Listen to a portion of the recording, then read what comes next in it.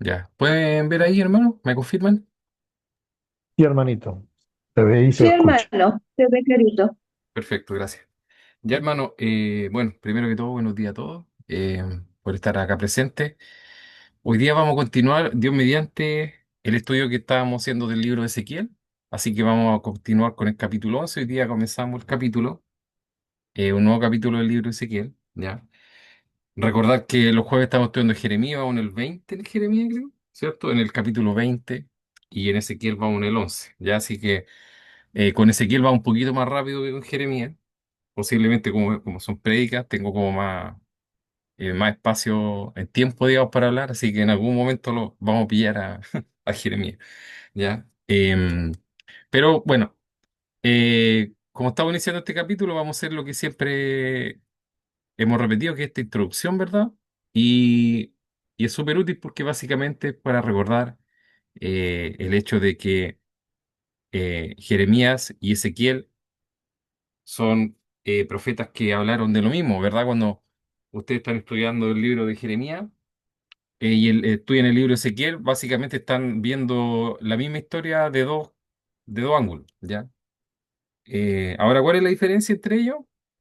La diferencia principal es que Ezequiel está en Babilonia ya exiliado, ¿ya? Y Jeremías estaba ahí en Jerusalén, ¿ok?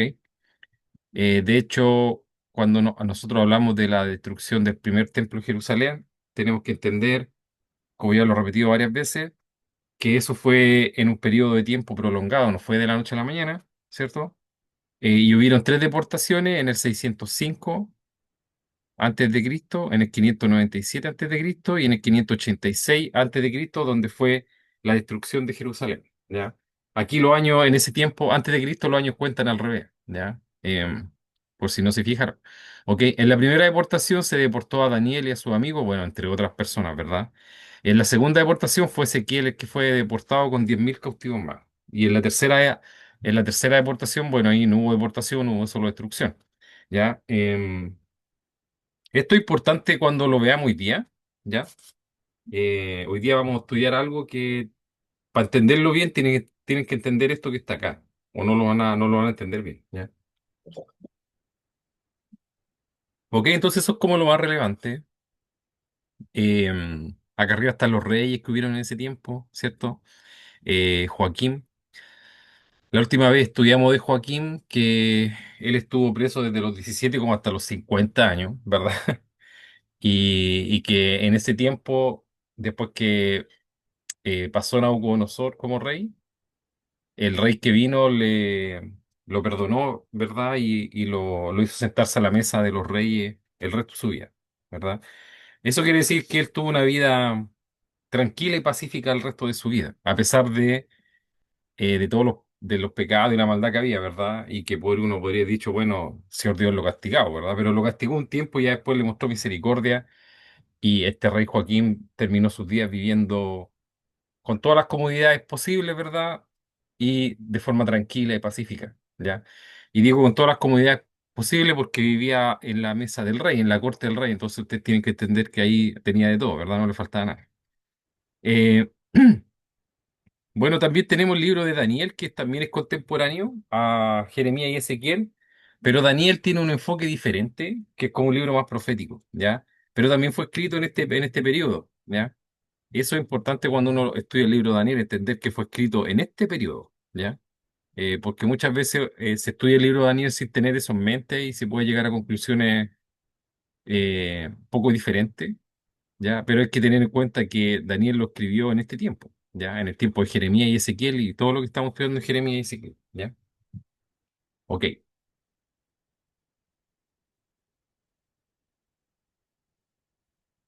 ya.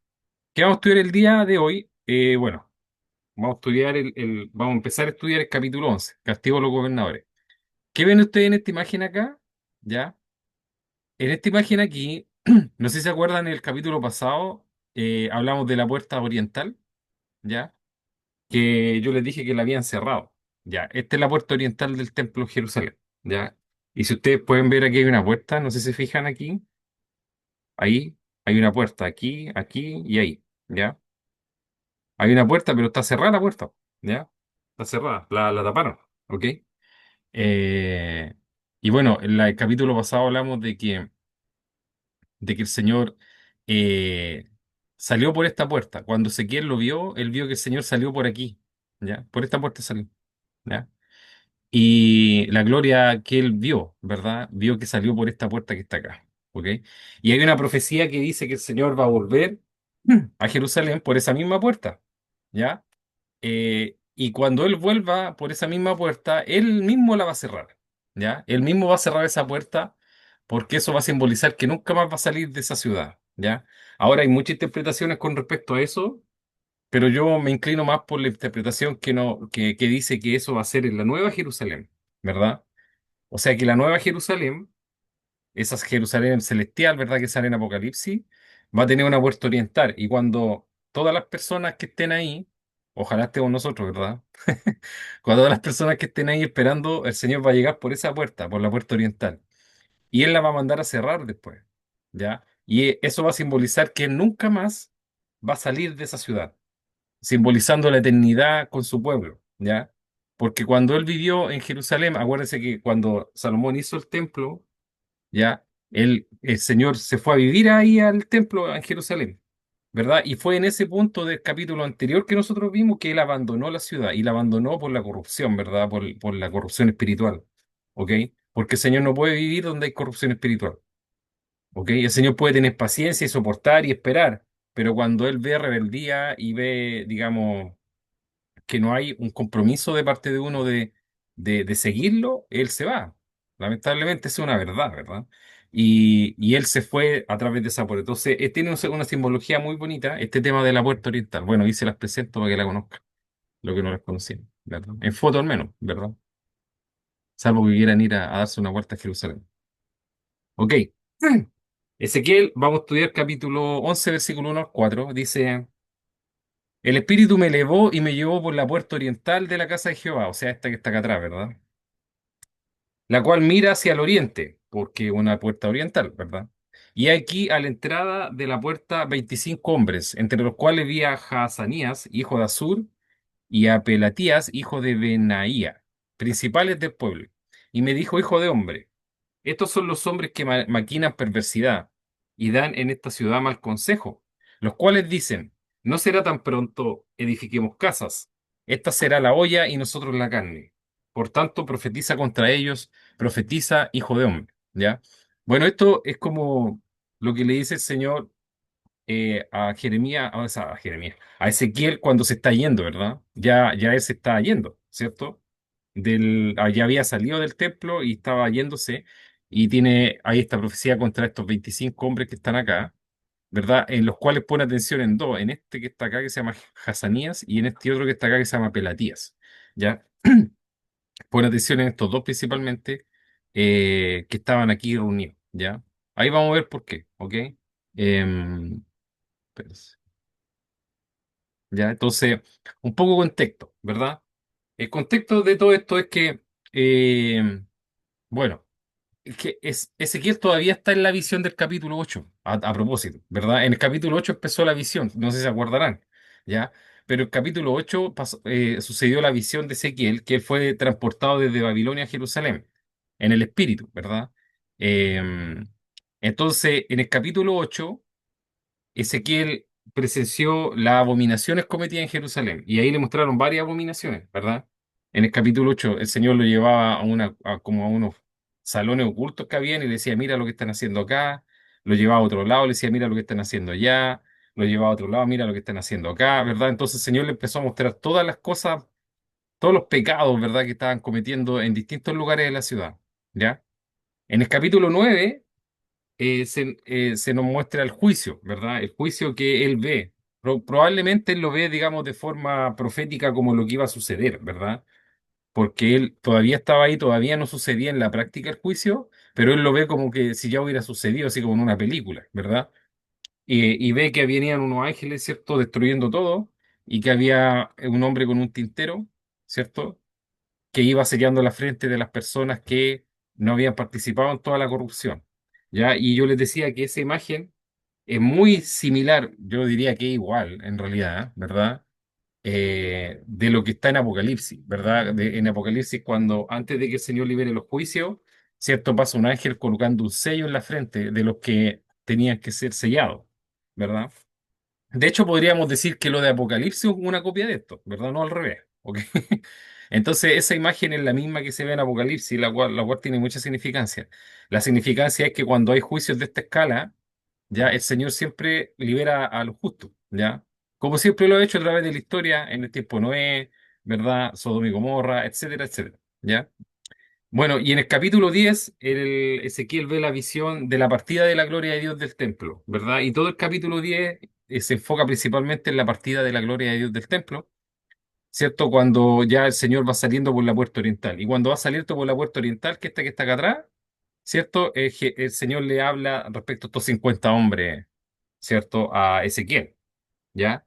Entonces aquí, en esta sección, que es el capítulo 11, Ezequiel recibe esta palabra contra los príncipes del pueblo, ¿ya?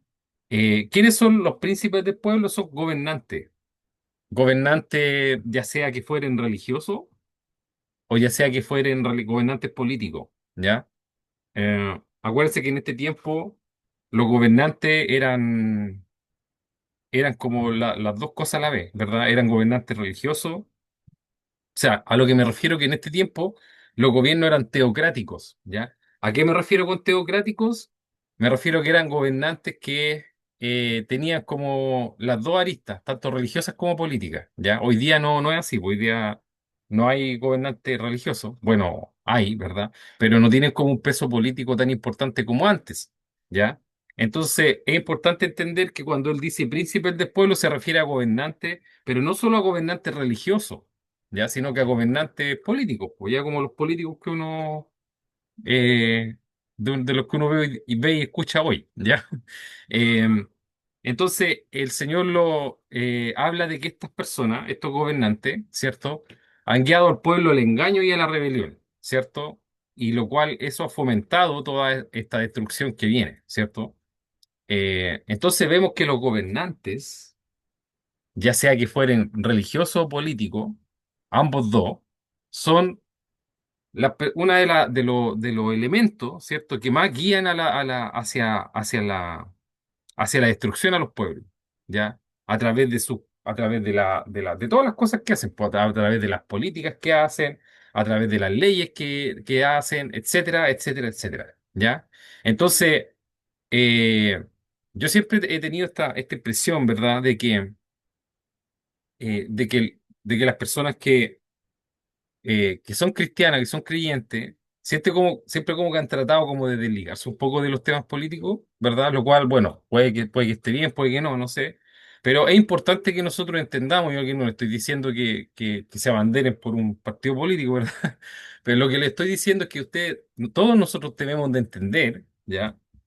Que los gobernantes tienen una influencia muy importante en el futuro de una nación, lo cual es obvio, ¿verdad? Pero en el futuro espiritual también, po, ¿ya?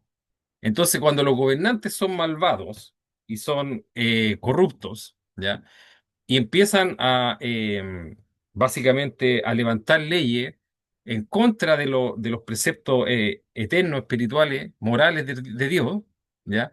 Eso trae ruina sobre una nación, ¿ya? Esa es una verdad que es indiscutida en la Escritura y tenemos que entenderla, ¿ya? Tenemos que entenderla, ¿ok? Porque no da lo mismo, lamentablemente, no da lo mismo quien esté ahí gobernando, ¿ya? Tanto para el futuro espiritual de una nación como para el estado de la nación en general hoy, ¿verdad? Así que eso es importante que lo sepamos, ¿ya? Y acá esta sección habla principalmente de estos personajes, ¿verdad? De estos dos hombres, de estos 50 que eran líderes, que eran príncipes. Cuando la escritura dice son príncipes, se refiere a eso, ¿verdad? Se refiere a que era gente importante que tomaba decisiones, ¿ya? Ya sea que fueran decisiones de todo ámbito. Hoy día uno podría decir, bueno, eran senadores, diputados, jueces, ministros, de ese estilo, ya de ese estilo de gente, de eso está hablando, ¿verdad? Ok, espérenme un rato. Ya. Entonces vamos a empezar a analizar verso por verso. Entonces el primer versículo dice, el Espíritu me elevó y me llevó por la puerta oriental de la casa de Jehová, la cual mira hacia el oriente, y aquí a la entrada de la puerta 25 hombres, entre los cuales vi a Hazanía, hijo de Azur, y a Pelatías, hijo de Benaía. Principales del pueblo, aquí dice principales, ahora se decía príncipe, principales del pueblo, ¿verdad? Bueno, esos principales del pueblo, me refiero a eso, me refiero a personas, ¿verdad? Que son, eh, que son relevantes en términos de tomar decisiones, ¿verdad? Ahora, eh, en este contexto uno puede confundirlos con personas que son como religiosas, porque en ese tiempo, en este pueblo, en Israel, ¿verdad? Y en muchas otras naciones, la dirección política de un país estaba como mezclada con la religiosa, era como en la Edad Media, ¿verdad? En la Edad Media el Papa era casi el que gobernaba, el Papa de Roma era como básicamente el que gobernaba casi el mundo, ¿verdad? Y los reyes, ¿verdad? Tenían una componente religiosa muy profunda en el Estado, ¿verdad? La religión estaba muy inmiscuida en el Estado. Eran teocracia, a eso me refiero con teocracia, ¿verdad? Eh, que los gobernantes eran tanto religiosos como políticos, ¿ya? Entonces eso no aplica al día de hoy porque nosotros no tenemos ese tipo de gobernanza hoy día. Las gobernanzas son totalmente religiosas, o sea, no hay religión metida ahí de ningún tipo, o si lo hay, muy poca, ¿verdad? Salvo en los países islámicos tal vez, ¿ya? Pero eso no quiere decir que esto no aplique hoy día a nosotros porque finalmente el concepto global, ¿verdad? Es que estos gobernantes guiaban al pueblo por malos caminos, ¿verdad? Y eso aplica para todo tipo de gobernantes, ¿ya? ¿Ok? Entonces, ¿qué tenemos acá? Bueno, bueno, Ezequiel continúa en la visión, a todo esto, como yo les dije al principio, ¿verdad? Ezequiel continúa en su visión espiritual, ¿verdad? Su cuerpo físico estaba en Babilonia, pero su espíritu en Jerusalén. Ahora, no sabemos bien si esto era así completamente, o si él estaba en su cuerpo físico en Jerusalén, o si estaba solo en el espíritu. La cosa es que él tuvo como una experiencia eh, como la que tuvo acá Pablo, cuando habla en 2 Corintios 12:2 que dice, conozco un hombre en Cristo que hace 14 años, si en el cuerpo no lo sé, si fuera del cuerpo no lo sé, Dios lo sabe, fue arrebatado hasta el tercer cielo, ¿verdad? Aquí Pablo dice que, bueno, él dice que conozco un hombre, pero fue él, ¿verdad? Él no lo hacía como para alardear, ¿ya? Él dice que fue arrebatado hasta el tercer cielo, ¿ya? Ahora usted se preguntará, ¿cuál es el tercer cielo? ¿Ya? Bueno, si usted sale a la calle y mira para arriba, es el primer cielo. El cielo que nosotros vemos, el azul, ¿cierto? El segundo cielo es, por así decirlo, la estrella, ¿ya? El universo. Si usted sale del planeta, imagínese que usted toma un cohete, ¿verdad? Y va y se va a la luna, ¿ya? Y en la luna mira para arriba, ¿qué va a ver? Ya, va a ver el segundo cielo, que es la expansión del universo, ¿verdad? Y el tercer cielo se entiende que es donde habita el Señor, ¿verdad? Que está mucho más allá, ¿verdad? Por eso se le llama tercer cielo. Pablo dice que él fue arrebatado hasta el tercer cielo, pero él dice que él no sabe si fue en el cuerpo o en el espíritu, ¿ya? O sea, él dice, yo no sé si el Señor me llevó así como estoy completamente, o si sacó de mí el espíritu y lo llevó y dejó el cuerpo acá, no tengo idea, ¿verdad? Pero sé que fui para allá, pero no sé en qué forma fui para allá, ¿ya? Bueno, lo mismo pasa acá con Ezequiel. Uno no sabe si fue en el cuerpo o en el espíritu, ¿verdad? Pero la cosa es que fue, ¿ya? Por eso dice el espíritu me elevó. El espíritu me elevó en el sentido que su espíritu se elevó, ¿verdad? Eh, como que el espíritu como de él como que salió del cuerpo y se fue hacia allá, ¿verdad? Alguna gente dice que eso es desdoblarse y cosas por el estilo, que son media esotérica, ¿verdad? Pero esa experiencia existe en la escritura, ¿ya? En el sentido de que no lo hace, los hombres no lo hacían voluntariamente, sino que el Señor los llevaba, ¿ya? Eh, bueno, Ezequiel es transportado por el espíritu, lo mismo que vimos en el capítulo 8, al lugar donde se reunían los líderes a tomar decisiones políticas y o religiosas, ¿verdad? Acá estaban estos líderes reunidos tomando decisiones. Era algo así como un senado, piénselo, véalo de esa forma, como un congreso, ¿ya? Y estaban ellos tomando decisiones ahí, ¿cierto? Que iban a afectar a todo el pueblo. Yo por eso le digo que es importante quiénes son los gobernantes de un país, ¿ya? Porque las decisiones que ellos toman afectan a todo el pueblo y más hoy, ¿verdad? Que el mundo está súper globalizado, a veces afectan a todo el mundo, ¿cierto? eh, Ciertos países, no todos, ¿verdad? Lo que hagan acá en Chile no va a afectar a todo el mundo, ¿verdad? Pero lo que hagan, por ejemplo, en Estados Unidos, en China, sí afecta a todo el mundo, ¿verdad? La cosa es que estas personas estaban aquí reunidas tomando decisiones, ¿cierto? Políticas de todo ámbito, decisiones que iban a afectar el futuro de la nación, ¿ya? Bueno, y dice que están en la puerta oriental. Y esta es la puerta que nosotros hablamos la última vez, cuando estudiamos el capítulo 10, ¿verdad? Que era la que yo les mencioné, que es la puerta por donde el Señor se va y por donde va a volver, ¿cierto? De hecho, Ezequiel 44:1-2, mucho más adelante, ¿verdad? Nosotros recién estamos en el 11. Dice, entonces me hizo volver por el camino de la puerta exterior del santuario que da hacia el oriente y estaba cerrada. Y el Señor me dijo, esta puerta estará cerrada, no se abrirá y nadie entrará por ella, porque el Señor Dios de Israel ha entrado por ella, por eso permanecerá cerrada. Es lo que yo le decía, que de esta visión que hay, que el Señor entra por esta puerta oriental y después la cierra, ¿verdad? Bueno, eso es como que una visión a futuro de la Jerusalén espiritual, ¿verdad? De la Jerusalén celestial, donde el Señor va a entrar a esa ciudad y va a habitar con su pueblo y nunca más se va a ir de ahí, ¿ya?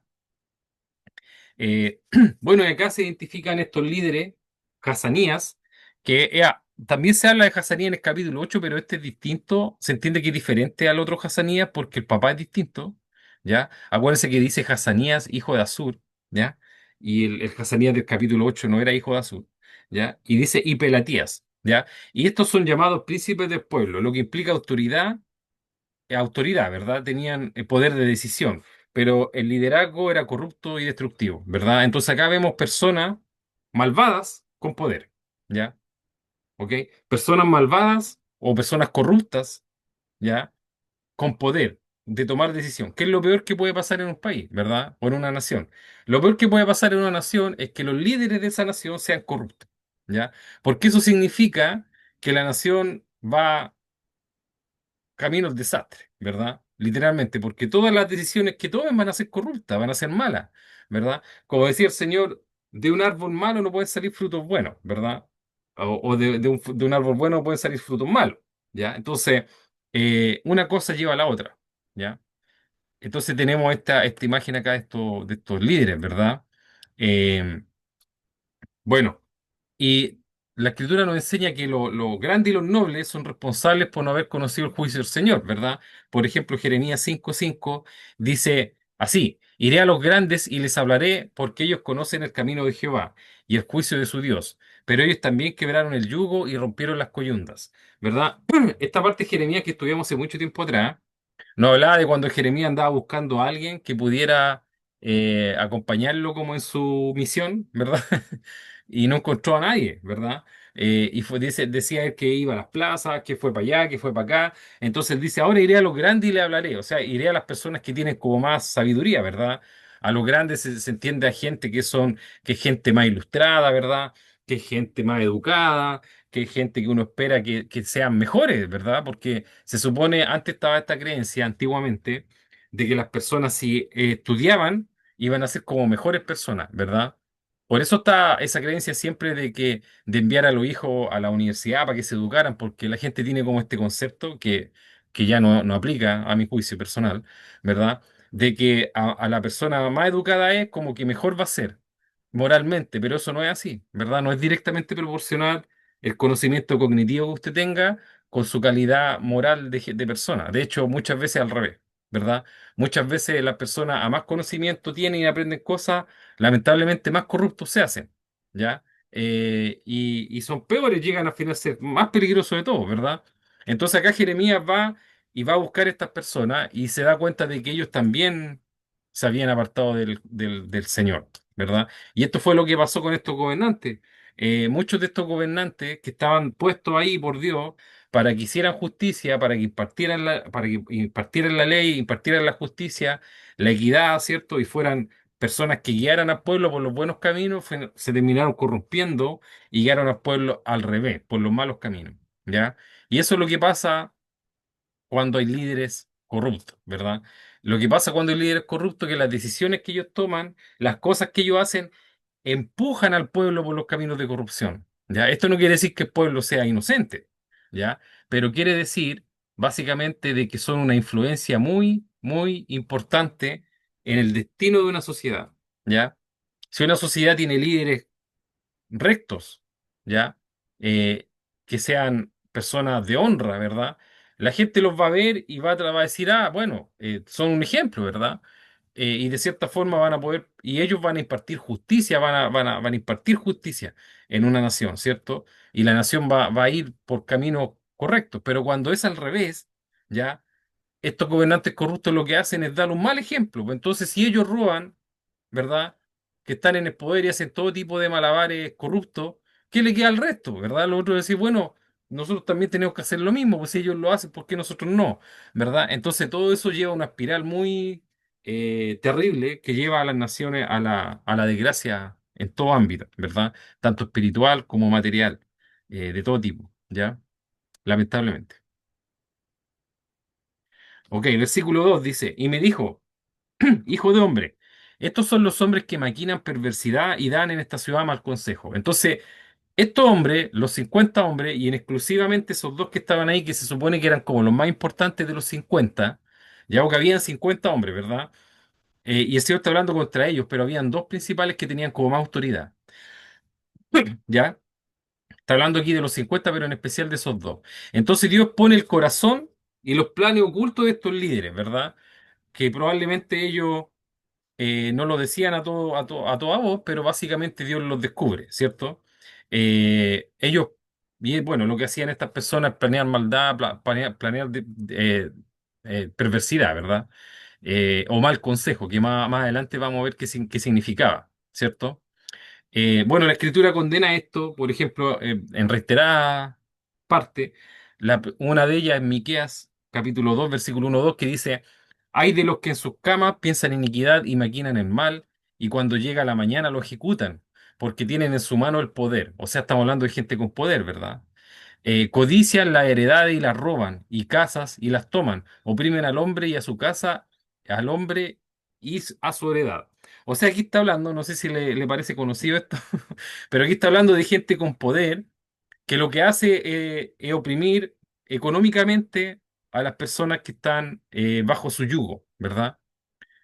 Oprimir económicamente con impuestos, de ese tipo de cosas, ¿verdad?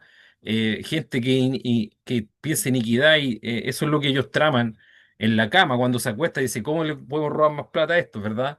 Eh, y se acuestan pensando eso y en la mañana lo ejecutan. ¿Y lo ejecutan por qué? Bueno, porque tienen poder para hacerlo, po, ¿verdad? Porque son gobernantes, ¿ya? Porque están puestos ahí, porque no sé, po, tienen el poder para hacerlo y lo hacen, po, ¿verdad? Y el Señor condena fuertemente este tipo de conducta, ¿cierto?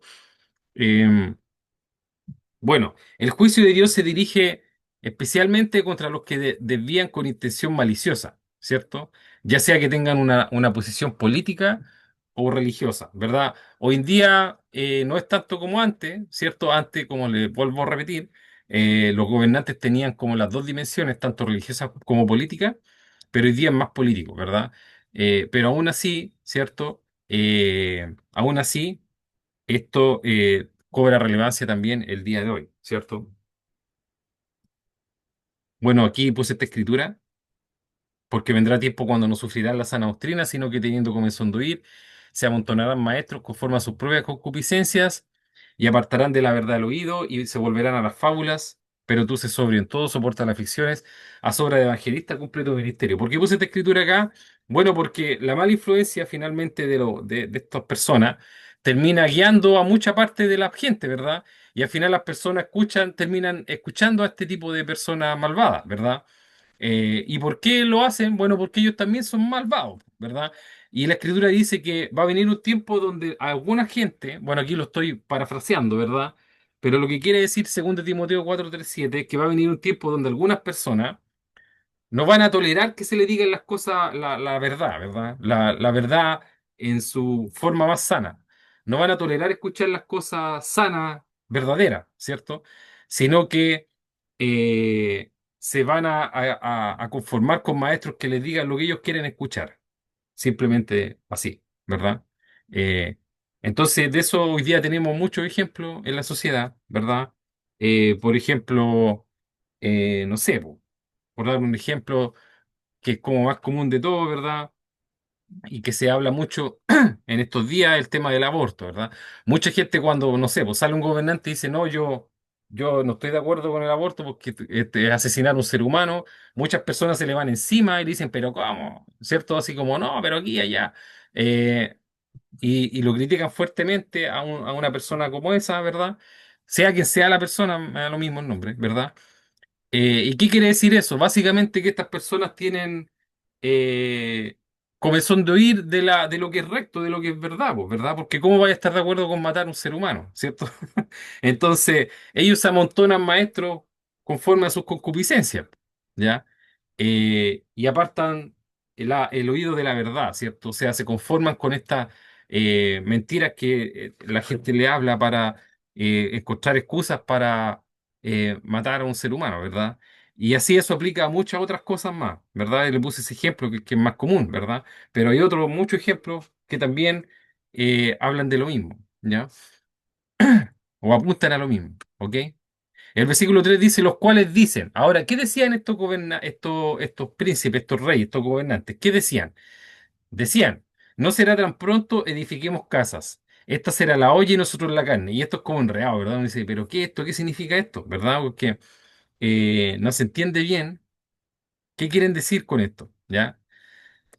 Bueno, voy a partir por esta frase que dice, esta será la olla y nosotros la carne, ¿verdad? Esta es una expresión sarcástica que insinúa que están protegidos dentro de Jerusalén como si fuera un recipiente que preserva, ¿ya? Bueno, aquí hay una, aquí hay una metáfora que, bueno, yo no le encuentro mucho sentido, pero la metáfora es que, o sea, no estoy de acuerdo con la metáfora como ellos lo ocupaban, ¿verdad? Pero ellos lo ocupaban en el siguiente sentido. Decían así como como la olla cubre y protege la carne que está dentro, nosotros somos, esa olla viene siendo Jerusalén y nosotros la carne, ¿verdad?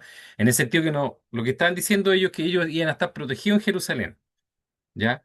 Ahora, qué era lo que esto significaba a mayor ángulo, visto desde el ángulo de cómo lo decían los profetas? Los profetas decían que Jerusalén iba a ser destruida, ¿ya? Y de que iba a venir un juicio por las malas acciones que ellos estaban cometiendo. Ellos están diciendo, no, eso no va a ser así, ¿ya? A grandes rasgos, eso es lo que ellos decían. O sea, ellos estaban contradiciendo directamente lo que hablaba lo que hablaba Ezequiel o lo que hablaba Jeremías, ¿verdad? Y estas eran las personas, cuando nosotros estudiamos Jeremías en la semana, el jueves, ¿verdad? Y Jeremías decía que él quería abandonar por las críticas y por todas las personas. Ya, esta gente era. La gente que le hacía bullying a Jeremías, ellos eran, ¿ya? Estos que estaban acá. Muy probablemente estos que estaban acá eran parte de los que le hacían bullying a Jeremías y por eso Jeremías quería tirar la toalla en el capítulo 20, creo, ¿verdad? O 19, no me acuerdo ya. ¿Ok? Eh, bueno, ¿qué decían estas personas? Esto decían. Decían, no, lo que está diciendo Jeremías no es así, porque nosotros vamos a estar, mientras estemos aquí en Jerusalén, vamos a estar protegidos, ¿ya? Vamos a estar protegidos y no va a pasar nada, ¿ya? Y eso era lo que decían. ¿Qué era lo otro que decían? No será tan pronto, edifiquemos casas. Ya, si ustedes se van a otras versiones, porque eso como que no queda muy clara esa expresión, hay otras versiones que dice así, todavía no es el momento de reconstruir las casas. ¿Ya? ¿Y qué quiere decir eso? ¿Verdad? ¿Qué quiere decir eso? Esa era una expresión probablemente que era burlona del mensaje de Jeremías, que está en el capítulo 29, versículos 5 y 6 que exhortaba a los exiliados a edificar casa en Babilonia, ¿ya? Bueno, Jeremías a los exiliados, usted me preguntará, ¿y a cuáles exiliados? A los exiliados de la segunda deportación, yo por eso les dije que tenían que más o menos entender bien qué deportación es cuál. A los exiliados de la segunda deportación, Jeremías les decían, vayan ustedes a vivir allá a Babilonia, construyan casa, cásense, den a su hija en matrimonio, vivan allá y vivan tranquilos porque allá van a vivir, el Señor los va a enviar para allá, esto va a ser destruido, les decía Jeremías. ¿Ya? Entonces ellos, en una forma de contradecir, ¿verdad?, a Jeremías y también a Dios, ellos decían, no, no hay que construir casas, este no es el momento de reconstruir las casas, ¿verdad? O sea, no vamos a construir nada porque nosotros vamos, y si vamos a estar allá, vamos a estar muy poquito rato. Entonces, ¿para qué vamos a construir casas si vamos a estar allá un año, 2 años? No tiene sentido. mejor arrendemos, ¿verdad? Es la lógica que usted ocupa, por ejemplo, si usted dice, ya me voy a ir a una ciudad por un año. ¿Se va a comprar una casa para ir un año en una ciudad? No, pues. Va a arrendar un tiempo que dice, yo voy a estar aquí un tiempo corto. Eso era lo que ellos decían. Vamos a estar allá un tiempo corto, el Señor nos va a traer de vuelta, entonces no hay que construir casa. No hay que hacerle caso a Jeremías, porque Jeremías dice que tenemos que construir casa. No, no hay que construirla, ¿verdad? Porque vamos a estar muy cortos el rato. Jeremías les decía, no, ustedes van a estar allá 70 años, ¿ya? Entonces, si usted se va a vivir en un lugar y usted sabe que va a estar viviendo ahí 70 años, ¿sería prudente construirse una casa, no? Probablemente sí, ¿verdad? Porque es un tiempo muy largo, ¿ya? Entonces, era la expresión, eso es lo que simboliza. Y Jeremías 29, 4, 5 dice...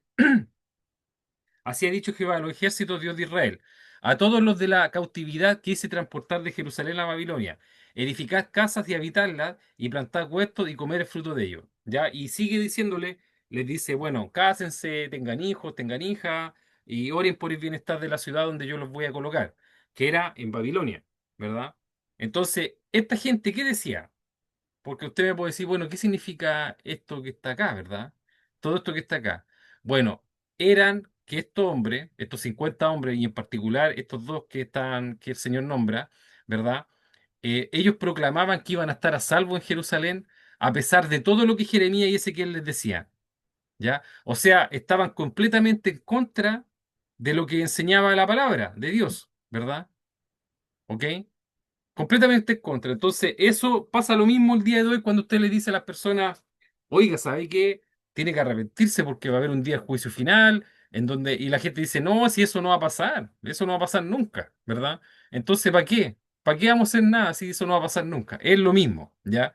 Entonces, ese era el mal consejo que daban estos hombres, ¿verdad? Jeremías 14:15, cuando lo estudiamos, decía así, por tanto, así ha dicho Jehová sobre los profetas que profetizan en mi nombre, los cuales yo no envié y que dicen, ni espada ni hambre habrá en esta tierra, con espada y con hambre serán consumidos sus profetas. Se está refiriendo a esas personas, ¿verdad? Personas que decían, no, aquí no va a pasar nada, si estamos bien, lo que estamos haciendo estamos impecables, ¿verdad?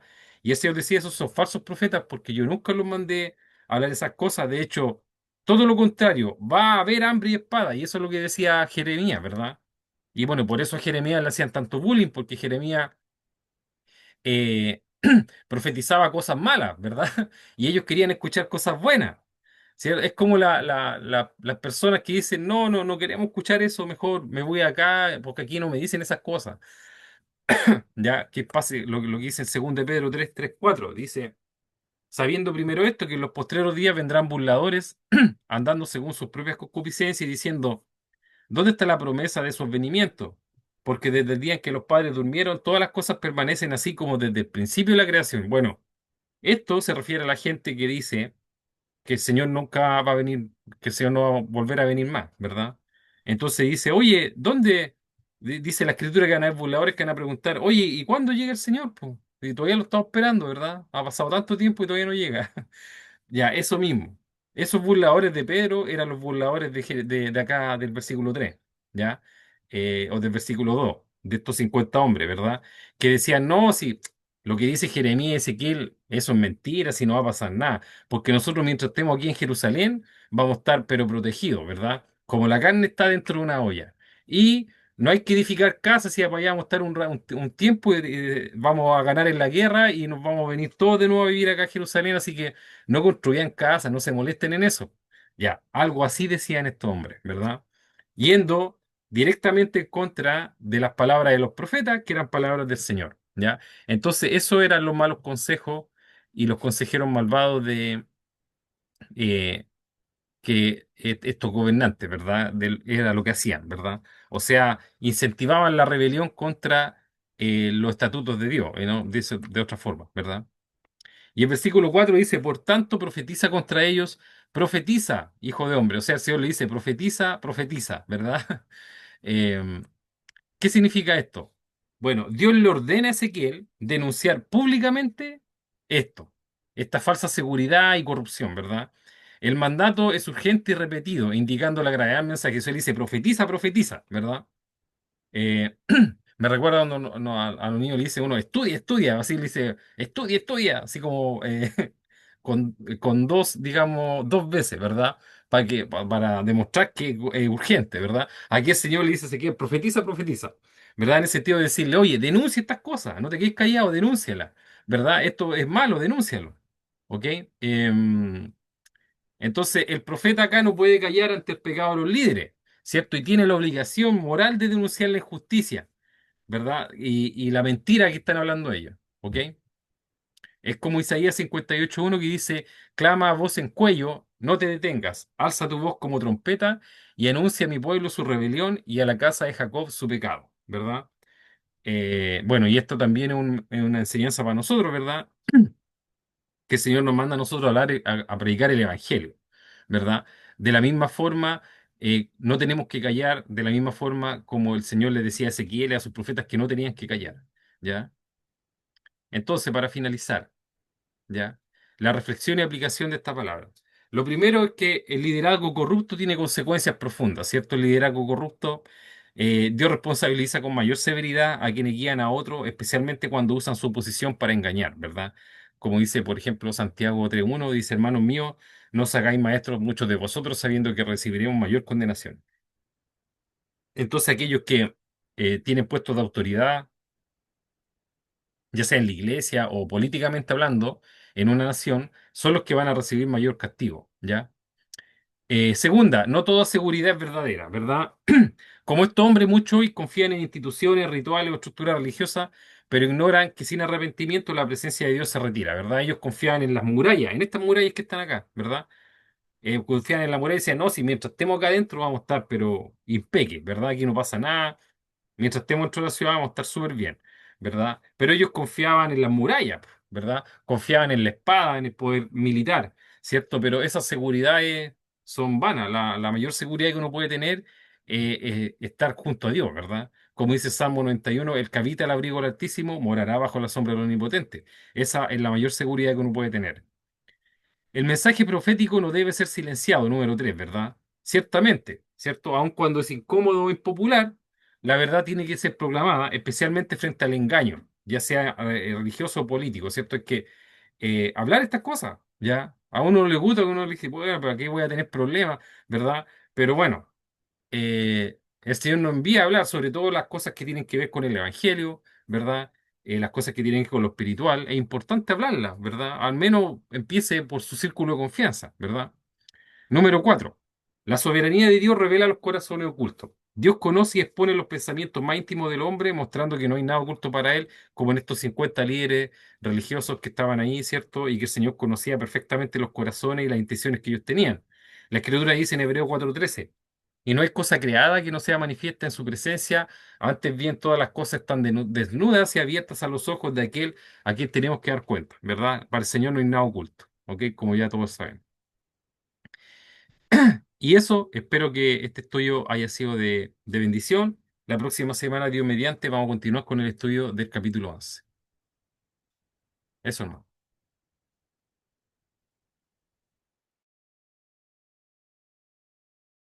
Gracias, hermano, por la prédica. Muy edificante.